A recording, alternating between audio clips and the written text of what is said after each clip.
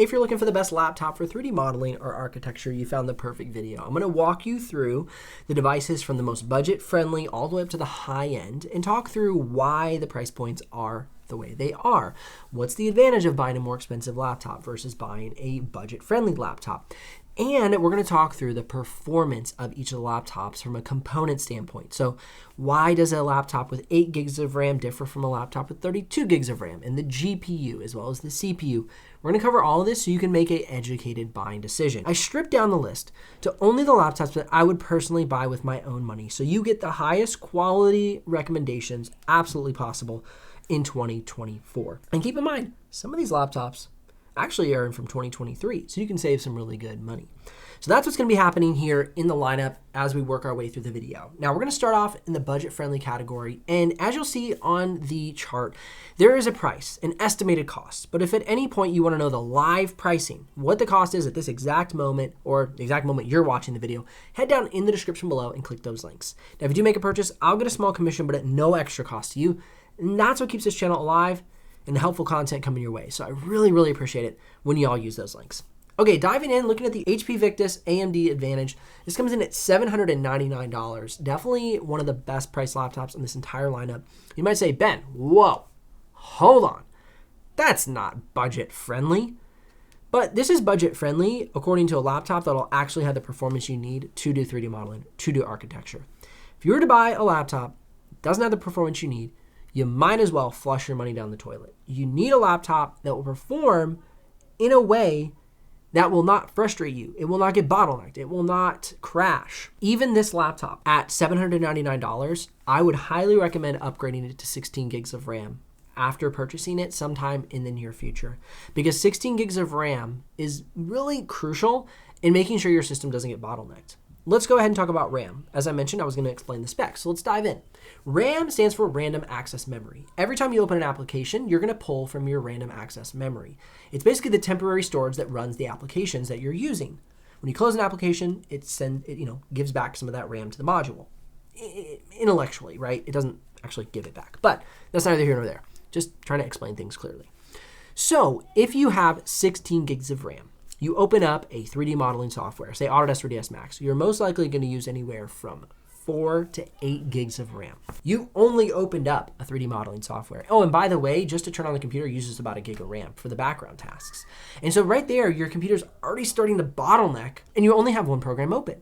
Let's say you want to open Google Chrome to review some architecture documentation or some 3D modeling documentation, or you just want to Google something.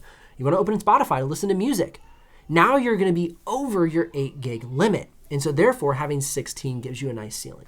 My personal choice, if I were going to buy a laptop, I would get it with 32 gigs of RAM for 3D modeling and architecture. That way I did not worry about my RAM being the bottleneck of my system, because it's really the easiest part of the components to have more powerful with the lowest cost attributed to it. Okay, the next up on the lineup is going to be the HP Victus and the HP Omen. These are going to be the standard versions with both Ryzen and Intel processors and NVIDIA GPUs. The HP Victus AMD Advantage would be a great laptop if you're going to get into SOLIDWORKS, because laptops for SOLIDWORKS either really love Radeon GPUs or really love NVIDIA Workstation GPUs. I'm going to explain that later so we can keep working through these models. So we'll get into that in a little bit. So the HP Victus or the HP Omen has a plethora of options available to you. And so really it just depends on your price point. If you're really trying to get a powerful laptop that runs 3D modeling without a hitch, I'd go for an RTX 4070, and I'd go for either the i7 14700HX or the i9 14900HX if you've got some cash on you. If you don't, just get as much laptop as possible.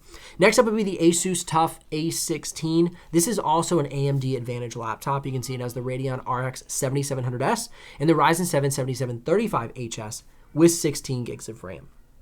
Another great budget-friendly option is the Lenovo Ryzen 7. So it's the Ryzen 7 7435HS version with an RTX 4060. This is actually a super good deal because you're getting a 4060.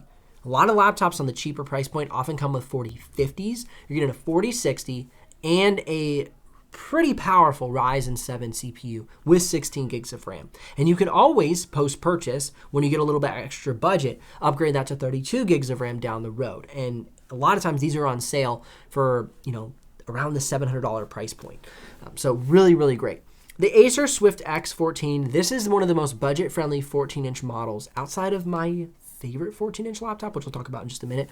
The Acer Swift X now comes with the RTX 4050 or 4070. It's been produced for a couple of years now, so you can get an older 4050 version with i7 1360p or Ryzen 7 5800HS, I think, 5800H. And those are going to be even more affordable. Most likely be able to find those around the $1,000 price point.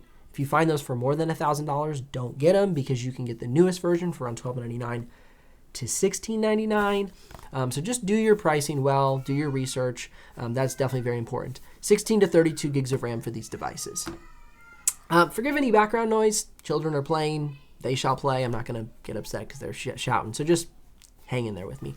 Next up would be the Alienware M16R2. This to me is one of the most premium gaming laptops. I love the feel of the keyboard deck. I love the aluminum chassis, nice rounded edges. It's going to be very, here it is, yeah, I love it right here.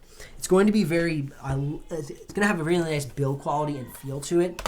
It's one of the thinner and lighter of the thick gaming laptop style chassis.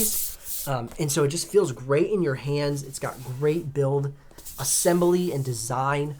And you can see here on the internals, I just love the look of it. It's a really great device. So definitely one of my top favorites 16-inch devices. I was a huge fanboy of the Pro 5i for a long time, and then I reviewed this and I was like, wow, that's like a premium version of the Pro 5i, even though the Pro 5i is considered still pretty premium. All right, next up is the Lenovo Yoga Pro 9i. This device here is going to be, if you want to stay in the Legion lineup, it'll be the powerful Yoga, which it's comparable to like the Slim 5, Legion Slim 5 16, but it's more of the, astute, well-designed, thin chassis, nice aluminum build quality, but still at a pretty solid price point. Not cheap by any stretch of the imagination. The RTX 4060 version is $1899. However, I've seen it on sale for less. But this is a great pick if you want an aluminum chassis, more premium build quality, but still solid performance, because it's one of the one laptops. I don't know how I said that right. That has 100-watt maximum graphics power. Because you think about like the more premium laptops, something like a Dell XPS 16 has a maximum graphics power of 70 watts. So basically what that means is it's the amount of power that the GPU is allowed to pull from either the battery or the wall to do its work. Most laptops that are like premium or even like small form factor, so slim form factor, cap it at like 65 to 70. The fact that this slim form factor allows for 100 watts is pretty unheard of. Something like the HP Omen Transcend 14, I think this one's 65 watts. Because it's so thin, if they were to allow more graphics power through the system, it would overheat the system. And so that's one of the disadvantages of choosing a thin and light device, is that though it's thin and light, though it has the RTX 4060 or 4070, if they don't allow it to pull the power it needs, it won't give you the performance you anticipate. So keep that in mind. Something like the Legion Pro 7i can pull 175 watts. The Legion Pro 5i can pull 140 watts. So these are why these gaming laptops are so powerful, is they're not limited. They're not throttled. They're allowed to breathe and perform as they've been designed to. The GPU is absolutely crucial to 3D modeling. I mean, it is one of the key elements of the device that makes it possible for 3D modeling. You don't want to get into a 4 gig VRAM card, okay? That's going to be anything less than RTX 4050. You want to get into 8 gig. So 6 gigs is a 4050, 8 gigs is a 4060 and 4070. But the 4070 is the best bang for buck. The 8 gigs is far more optimized and it's allowed to breathe more. So definitely the 4070 would be for me. Like if I'm going to choose a 3D modeling laptop and I want to bang for buck, I'd go 4070. 4080, 4090, you're just continuing to increase your capabilities from there. Now, let's talk about SOLIDWORKS real quick, because I mentioned that earlier. SOLIDWORKS, historically, they only approve NVIDIA Workstation GPUs. So it's going to be something like a RTX A5000, or for instance, now they've renamed the SKU to RTX 5000 ADA or RTX 3500 ADA. But historically, it was RTX A and then the number. So A3000, A2000, A5000. So the naming SKU has kind of changed over time, but basically you're getting the NVIDIA Workstation GPU. Those are approved for SOLIDWORKS, and therefore they receive customer support from SOLIDWORKS. If you call SOLIDWORKS and say, hey, I have a GeForce RTX 4070, they're going to say, okay, beat it, kid. They really don't offer support because it's not an approved GPU. With all that in mind, the RTX 4080 and 4090 still can provide you pretty solid performance inside of SOLIDWORKS.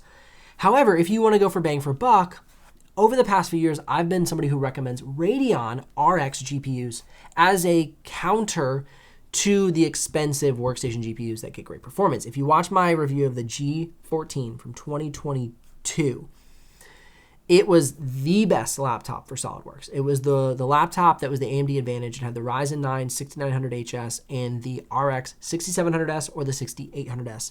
And it blew away other laptops in the category. It was just an incredible SOLIDWORKS performer. And so I recommended RX GPUs as an alternative to the expensive workstation GPUs. However, those options are becoming slimmer and slimmer and slimmer. Okay, the Asus TUF A16 and the HP Victus AMD Advantage are like the two laptops that are like findable that you can find online with Radeon GPUs. And that has been somewhat problematic for people looking for a discounted or budget-friendly SOLIDWORKS laptop. But that's how the cookie crumbles currently.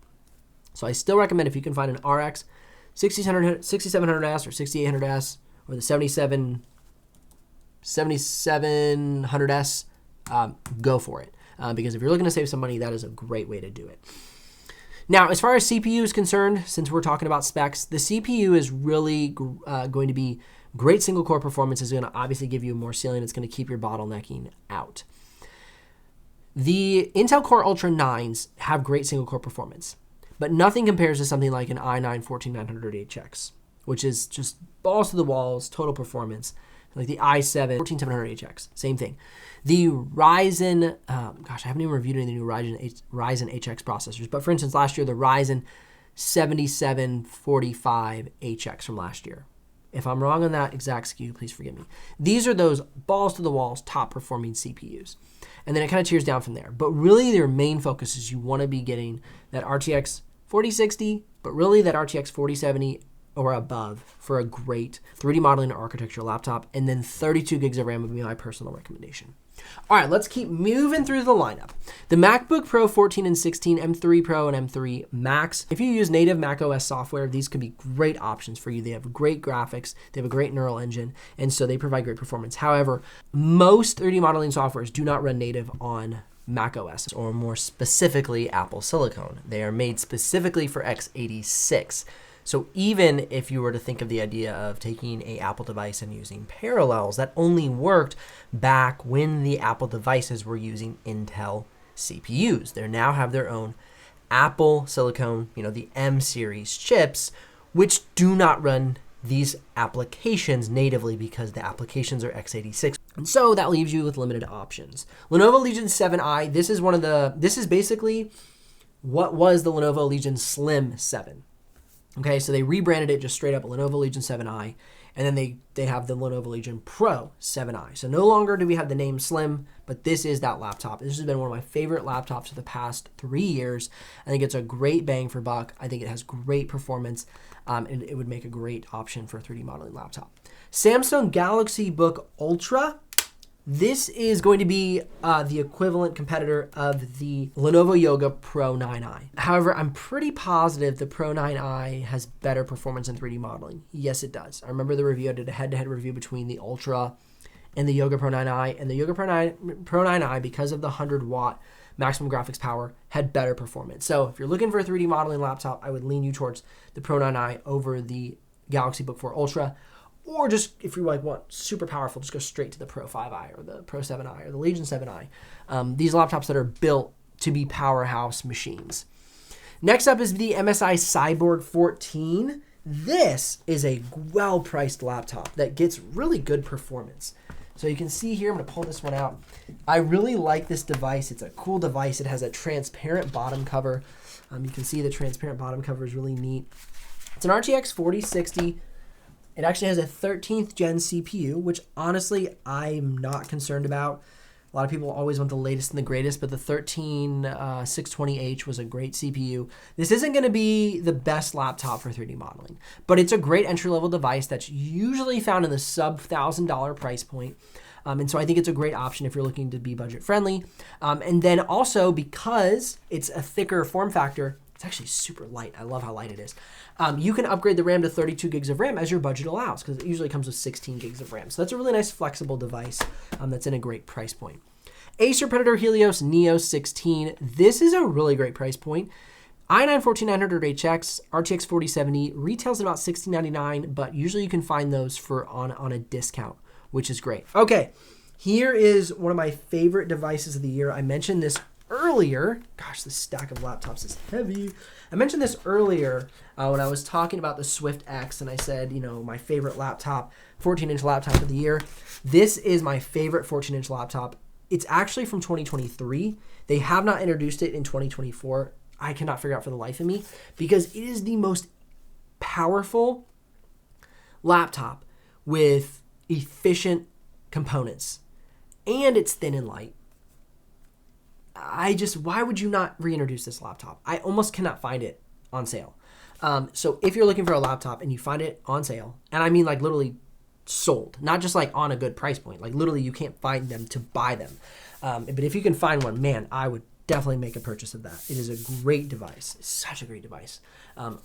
For, you know, a videographer or photographer, I know I'm talking 3D modelers, but it has like a SD card reader. It's got great connectivity. It's light, it's thin. It's a superstar device, so can't say enough great things about that. Okay, the ultimate bang for buck for 3D modeling to me is the Lenovo Legion Pro 5 or 5i. The reason is it has that 140 watt maximum graphics power, which means it's pulling a lot of power into that GPU and allowing for a lot of performance. And it has consistently year over year shown great results for the price point. Absolutely phenomenal device. I would get it with the RTX 4070, and I would get it with the i9-14900HX if you can. I've seen them on sale at Best Buy right now for like $16.99, I think, which is incredible. Especially that's great build quality, and it's a super good device. Next up is going to be the Asus Republic of Gamer Flow X16 and X13. These are also two really great devices, very flexible, very professional looking. I know if you're gonna be in meetings, you don't wanna pull out some like chunky gaming laptop, and these are not a chunky gaming laptop. They have magnesium alloy chassis, very, very sleek design. You can also plug in a full-size RTX 4090 into this. So what you could do is this actually comes with either an RTX 4070 internal or no dedicated graphics internal, just the straight integrated graphics with the Ryzen 9 7940HS. So you could then just go ahead and plug in the XG Mobile and powerhouse this device with a RTX 4090 and then just have integrated graphics for on the go, because you want good battery life when you're on the go anyway. This can also receive the XG Mobile on the side. I don't know if you really need it, because you can get it with an RTX 4070, which is great performance. But if you're doing a lot of rendering, then that 4090 that can be plugged into this device would be rather helpful. So it really depends on what your use case is. Both come with 32 gigs of RAM when you get the RTX 4070. If you were to get the integrated graphics version of the X13, you would get 16 gigs of RAM. Just keep that in mind. But 2-in-1 laptops, so definitely great flexibility if you're doing more than 3D modeling, maybe some digital art.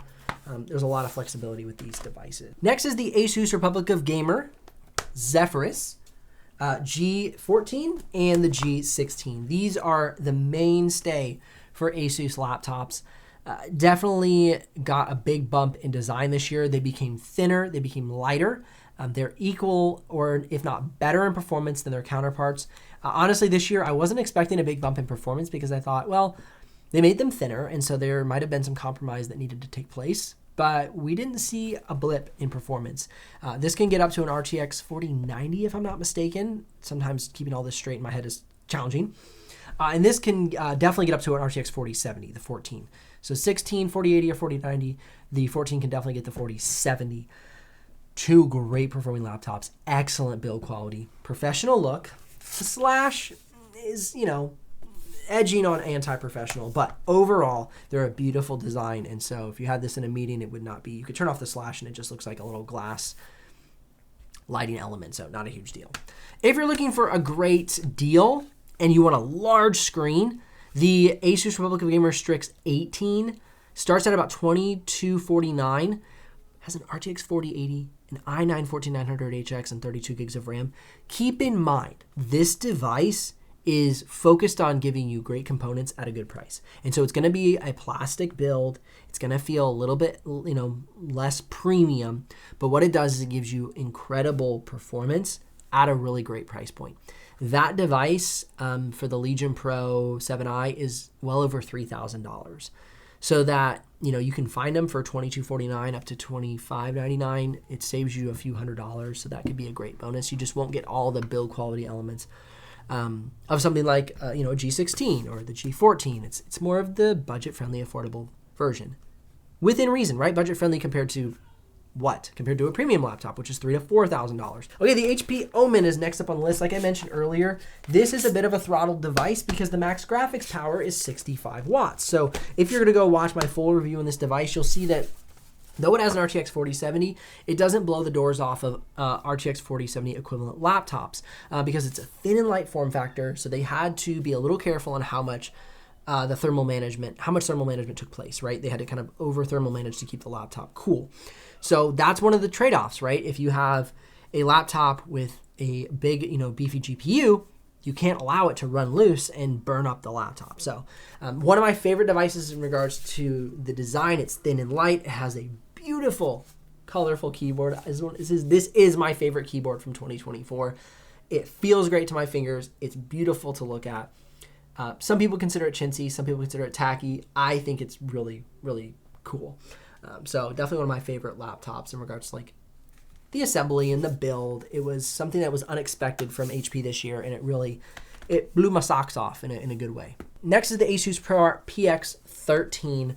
This laptop, I just recently started reviewing it in my studio, blew me away for how thin and light it was. I mean, it's an approach that is directly focused on creators, right? We want a thin and light, premium built laptop that is professional, sleek, a beautiful device. It has a nice large trackpad. It's a 2-in-1 device, pen compatible. It's not going to be the powerhouse device. It will be able to handle 3D modeling, but it's not going to be the most powerful 3D modeling laptop. This is the 4050 version, and I was still impressed by its ability to render out and do 3D modeling. It comes with an RTX 40 up to an RTX 4070. That's going to be quite a bit more expensive, but if you want a small form factor, PX13 offers professional build quality with an RTX 4070, which will give you the performance that you need. The Lenovo ThinkPad P16 Gen 2, to me, is going to be the best price point for a workstation laptop. You can get it from all the way from an RTX A1000 up to an A5000, and you can order it from Lenovo really with whatever spec you want. Now, the reason I included the Gen 2 and the Gen 3. Gen 3 comes with Intel Core Ultra. I've yet to review that device to see how well it would handle the combination of a workstation GPU and these new AI CPUs, the Core Ultra CPUs, and they're like AI and LPE, and how is it going to handle it? I don't know. I've not been able to test it. I want to connect with Lenovo to get a Gen 3 version to see my, full thoughts on it. But right now, I'm confident that the P16 Gen 2 with the i9 13980HX and the A3500, the A5000, now it's considered ATX 5000 ADA. Naming SKU switch, same thing. These laptops are powerful. These laptops have the ability to get up to 128 gigs of RAM. And so you will not bottleneck the system. If you want to go balls to the walls and build out a $5,200 to $55,500 laptop, it'll be worth the money. It'll give you great performance. And the build quality on those ThinkBooks is second to none. It's truly second to none. They're great devices. Now, the Dell Precision 7780, if you're a Dell guy or gal, those are great devices as well. A lot of customization available on Dell.com, as well as you can purchase them from Amazon. Good build quality. I would say the ThinkPad, I prefer the ThinkPad build quality over the Dell, but still really great build quality, really good build quality. And then we have the MSI Creator Pro 16 AI.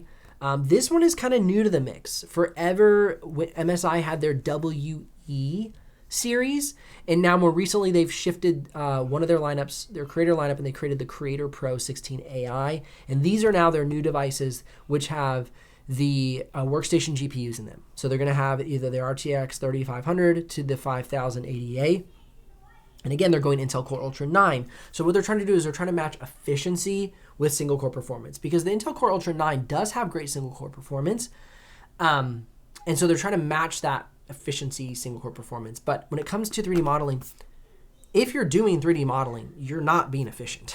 So I find it a weird choice. But